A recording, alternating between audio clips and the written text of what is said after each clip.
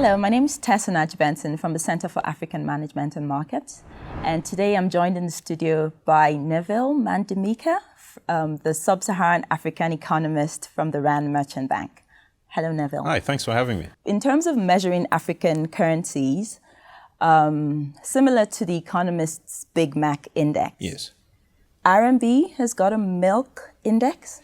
Do you want to tell us a bit about what the milk index is about? Sure. I think disclaimer up front, there was nothing scientific in terms of our selection of milk. I think the thinking behind that is we needed to find a product that is widely available on the continent for us to be able to replicate with some degree of accuracy what the Economist in the Big Mac Index was doing, but for African currencies.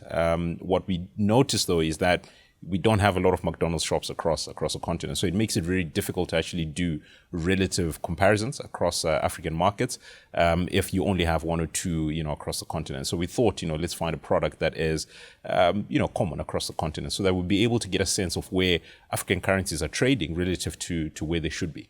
Okay, and with the milk index, how many African countries out of the 54, arguably 55, were you able to get through to? So for this particular publication, we only focused on 8, not because there isn't milk across other countries as well, but I think it's where our strength is in terms of being able to draw some of the insights and nuances as to where that relative over or undervaluation is. So we just focused on 8 key markets across the continent. Using the milk index and the currencies, in terms of overvaluations or not, what did you find and how does that translate to an everyday business person?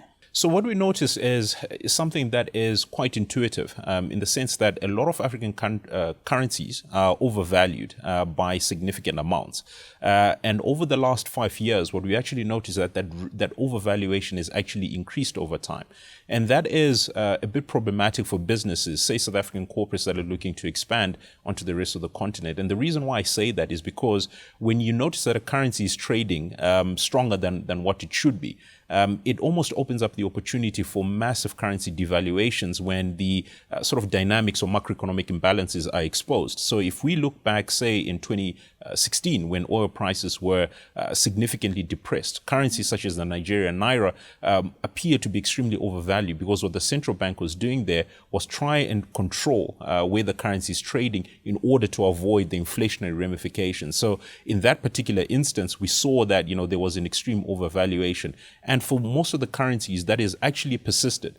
But what I find really interesting, though, is if we look at commodity-dependent economies, which are a lot on the continent, so again, focusing on West Africa, Ghana, and Nigeria, is that overvaluation is actually in excess of 150%, which is quite significant. Mm-hmm. So it shows you that there's a potential for massive currency corrections in periods of high stress. I mean, of course, now we're in an environment where commodity prices are sort of holding their own. Of course, there are downside risks, but that doesn't imply that there's going to be a massive currency shock in the short term. So it means that they can maintain that relative overvaluation for some time to come, but the risks are still embedded in the valuation at this stage.